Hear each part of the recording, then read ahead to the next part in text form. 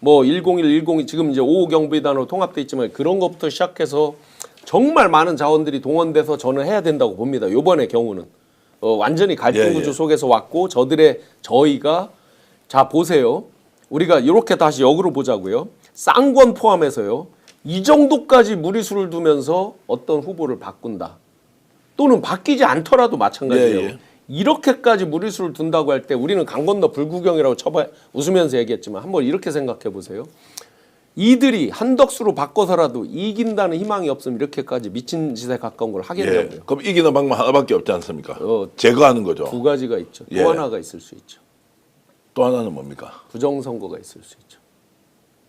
실제로요? 그럼 중앙선관위가 선거 관리를 하는데 다 봐야죠. 그래서 제가 여기서 강력히 문제 제기를 하는 겁니다. 자, 제가 최초로 12.3 내란 때 제보했던 게 있었죠. 검찰에 누구누구가 중앙선관위에 먼저 검찰이 온다, 지시했지, 국정원이 맞습니다. 온다. 예. 그런데 나중에 둔갑을 해서 수사기관이 온다, 국정원이 온다, 예. 둔갑을 했죠. 예. 실명으로 제보받아서 드렸죠. 예. 그게 그 사람들이 통화한 게 나왔죠. 예.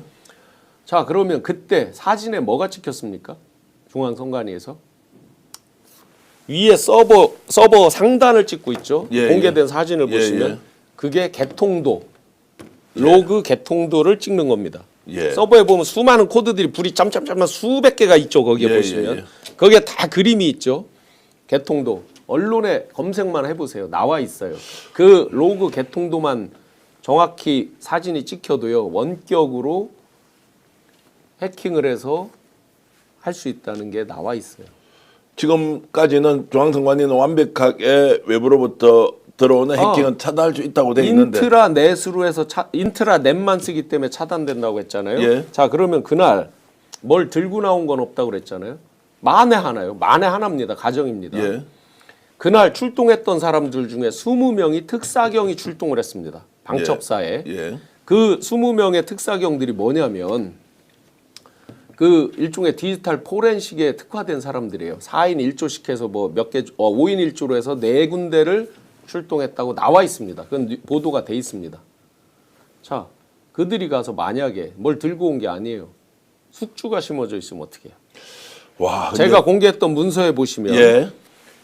서버를 확보해야 된다 돼 있잖아요. 원래는 서버를 확보하기로 지시를 받은 거잖아요. 여인영 사령관이 예. 서버를 확보해라라고 지시를 했던 거잖아요. 정성우 대령한테. 예. 근데 우리가 그 수사권이 없는데 어떻게 합니까? 정보사도 그게 없는데 어떻게 합니까? 하니까 특사경이 간 거예요. 특사경은요. 영장 없이 집행할 수 있는 권한이 있잖아요. 자, 이 문제는 중앙선관위가 지금 선거관리위원장이나 사무총장이 그리고 거기에 있는 직원들이 똘똘 뭉쳐서 막으려면 이건 막을 수 있는 거죠. 막으려면 막는데요. 그들도 이것들을 다 알 수는 없죠. 언제 이게 개시가 될지를 모르잖아요. 근데 중앙선관위에서 선거관리가 혹시라도 부정선거로 이어질 수 있다라고 조금이라도 이거는 이제 사전 선거의 경우가 이제 그들이 지금까지 보시면 제가 역으로 생각하는 거예요. 그들이 계속해서 사전 선거 부정이 있을 수 있다고 얘기하면서 중국 해커 뭐 이런 얘기를 주장을 하죠. 예, 예. 거꾸로. 자, 그런데 만약에 뒤집어서 만에 하나 그렇게 주장하던 사람들은 그 로직을 더 안다는 뜻이잖아요. 많이 연구하고 자기들이 그런 논리를 펴기 위한 거를 많이 쌓아놨잖아요. 거꾸로 하면 어떻게 됩니까? 어쨌든 이 부분은 중앙선관위 관계자도 방송을 보고 계실 테니까 철저하게 예방하고 혹시라도 일어날 수 있는 상황을 점검을 해서 국민들에게 알려주시면 더 좋겠다는 그래서 말씀드리고요. 최민희 의원께서 이런 예. 발언을 했죠. 뭔가 느낌이 안 좋다 이 얘기를 했죠. 저도 그런 면에서 이건 굉장히 경각심을 가져야 된다고 생각합니다. 중앙선관위 최근에 제가 이제 고위직 또는 이제 그 대변인하고 통화해 보니까 매우 철저하게 지금 관리하고 있다는 매우 철저하게 당연히 해야 되고요. 그러니까 2중, 3중, 4중으로 이제 하면 좋겠다 말씀까지만 드리고요. 아까 이야기로 좀 돌아가야 하는 것이 이재명 후보의 안전 문제와 관련해서 이게 실제로 좀 심각하다고 하면 선거운동 방식을 바꿔야 되는 거 아니냐라고 계속 글이 올라오는데 이 부분은 그래서 어떻게 해야 이제 됩니까? 현장에서는 조금 바꾼 게 뭐냐면 이제 개별 악수나 포옹이나 이런 걸 자제하는 거죠. 예. 근데 그거 갖고는 부족하죠. 그거는 근거리에 있는 거잖아요. 예. 그러니까 원거리 이런 거는 사실상 선거운동이 시작되면 완벽히 이제 대통령에 준해서 하기 전에는 거의 못 막는 거잖아요. 예. 만약에 어떤 누가 작심하고 덤빈다면 더군다나 박선원 의원의 그 증언에 따르면 HID 블랙 요원들이 서성거리고 있다는 게 구체적으로 있잖아요. 실제로 이들이 그보다 훨씬 더 제가 구체적인 증언이 있어요. 예. 의원님들하고도 말씀 나눈 게 있는데 또 너무 이제 불안해하실까봐 그렇게까지 말씀드리긴 못한데 분명히 그런 거에 대한 대비를 하려면 노출 빈도를 줄이는 방법밖에 없잖아요. 네. 그러면 이제 저희끼리는 이렇습니다. 민주 시민들끼리는 SNS로 해도 충분히 당선될 수 있습니다 네. 하는 댓글 저도 봤습니다. 저희끼리는 그런데 또한 일반적인 선거에서 중도층이라든지 지금 막 호감을 갖기 시작한 사람들이라든지 이런 분들에 대해서는 또 완전 노출을 차단하고 뭐 저 문자, 카톡, 저 유튜브 이런 걸로만 할 수는 또 없는 거잖아요, 현실이. 그렇다고 보면 그래서 제가 이 기간에 그 김성훈 경호처는 정말 기분 나빴지만 분명하게 이 기간에 경호처의 장비와 외곽 군병력 이런 것들을 풀로 가동해서 국가 원수 지금은 이제 을호에 준하는 경호를 계속 해온 거잖아요. 그러니까 맞습니다. 그들이 하는 단계가 있거든요. 갑, 을이 있는데 그러면 갑으로 대통령 경호로 격상시켜서 해야 된다 이거는. MH님이 이런 말씀 주셨습니다. 너무 불안한데 방탄자 안에서 유세하든가 아니면 온라인 유세가 필요하다 이건데 제가 이제 교황이 우리나라 방문했을 때 실제로 방탄차로 작은 승용차로 이동하더라도 사람들을 보고 하는 게 별 문제가 없지 않습니까? 딜레마인데요. 그게 이제 그렇게 됐을 때 문제는 없는데 또 저희 진영은 다 문제가 없는데 이제 호감을 갖고 뭐 이렇게 하는 사람들이 보기에는 관관이냐 하면서 거리감을 조금은 가질 수 있겠습니다. 그런 게 이제 약간의 근데 후보의 안전과 경호의 문제가 그렇죠. 완벽하게 해결이 안 되는데 유세 방식을 굳이 대면에서 해야 한다라고 하면 대면의 횟수도 최소화시키고 제가 어저께도 경남 창녕 가는 것도 저 경북지방에 이렇게 다니는 거 보니까 와 솔직히 그냥 봐도 좀 불안하더라고요. 네, 너무 네. 많은 사람들하고 이렇게 접촉을 굳이 그렇게 할 필요가 있나? 뭐 맞아요. 그 대면 접촉, 악수나 이런 거 포옹을 안 한다라고 이제 원칙은 해놨지만 또 현장에서 있다 보면 후보께서도 순간적으로 이제 또 업이 되기도 하잖아요. 이 특히 이제 아기라든지 이 저기들이 이제 이 부모가 안고 이렇게 그러면 또 귀엽고 또 책을 들고 사인하고 이제 이런 분들이 있거든요.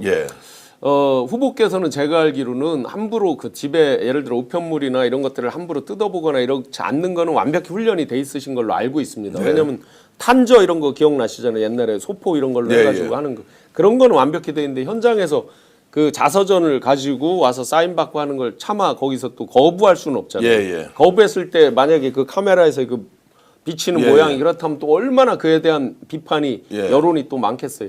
이런 이제 현실적 한계가 있어서 그에 따라서 원칙도 세우고 미리 공지도 하고 하는 게 좀 더 필요할 것 같아요. 와, 꼭 좀 필요할 것 같은데 이제 김민석 수석 최고 같은 분은 뭐 워낙 치밀하게 계획을 세우고 지금 뭔가의 그 전략 전술 또는 구체적인 동선까지 다 챙겨서 하고 있다던데 이런 부분은 잘 하고 있겠죠. 지금 제가 현장에서 그 같이 이제 생중계하면서 봤을 때 옥상에 올라가서 그 상황 관리를 하고 하는 그런 경찰 병력을 많이 봤어요. 옥상에 그러니까 유세 현장에서의 뭐 옥상이라든지 이렇게 해서 경계하는 우리 눈에 보이는 경호원 외에도 꽤나 많은 경력들이 있는 건 봤습니다. 그러나 대통령에 준하는 경호보다는 훨씬 부족하겠죠. 자, 지금 이제 한이상님께서 캐나다에서 이렇게 지금 이제 수부채 들모님 질문을 주셨는데요. 선관위가 대통령 당선 공표를 단계적으로 지연하는 극단적 상황이 생길 가능성이 존재한다. 자, 첫 번째 단계는 투개표 과정의 기술적 장애 및 제외 지역 투표의 문제로 완전 개표가 지연되는 상황이 있는 거 아니냐.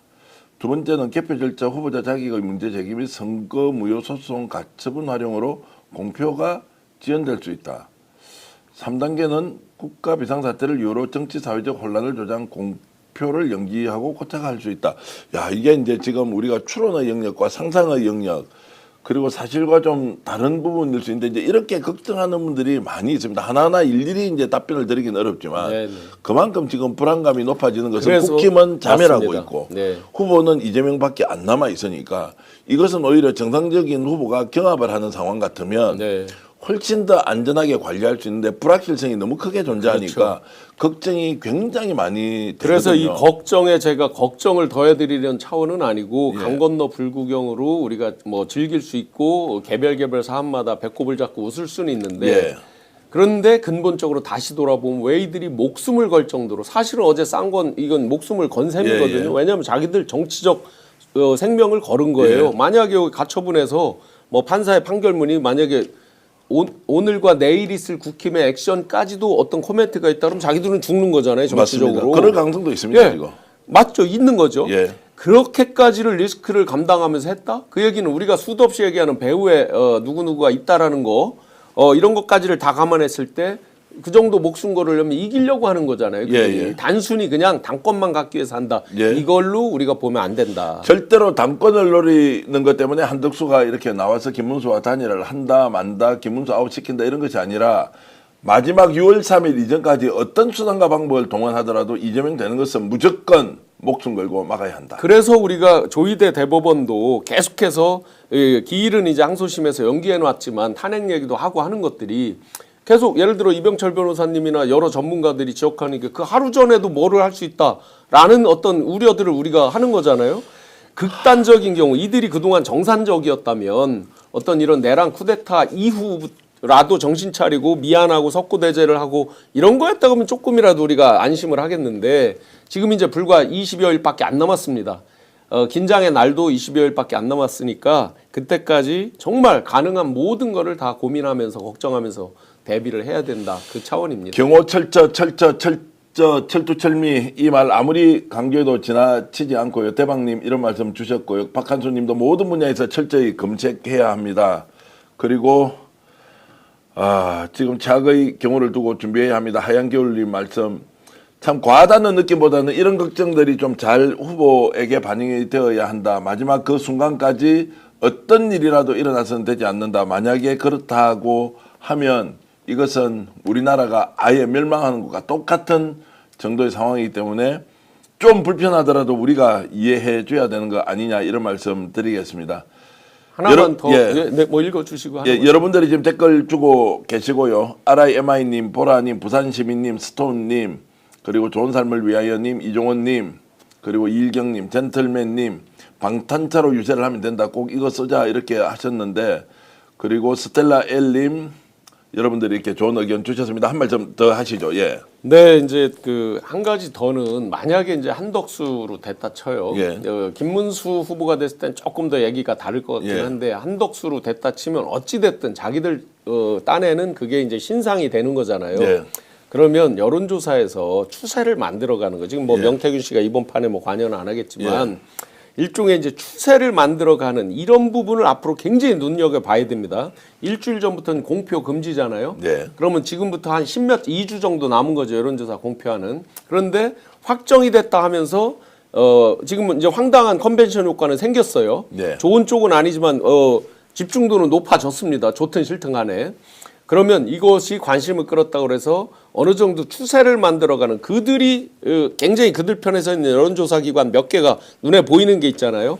그럼 갑자기 예를 들어서 51대 지금 뭐 많이 나와봐야 34 이 정도 나오는데 또는 뭐 20몇 나오잖아요. 근데 이게 마치 좁혀지는 것처럼 그림을 그린다면 굉장히 그건 주의 깊게 봐야 됩니다. 추세가 형성되면 마지막에 장난을 쳐도 이래서 이렇게 됐나 보다 하고 믿는 경우가 있잖아요. 끝까지 경계심을 늦추지 않고. 그래서 끝까지 저희가 이번에는 정말 우리는 다 투표장에 나가야 됩니다. 이미 다 된 게임이다. 다 이겼다. 안 됩니다. 스픽스가 말하는 언론입니다. 대세는 유튜브, 그중에서 스픽스. 좋아요, 댓글, 구독, 알림 설정. 여러분이 저희를 사랑해 주시고 우리가 여러분을 사랑하는 4가지 방법입니다.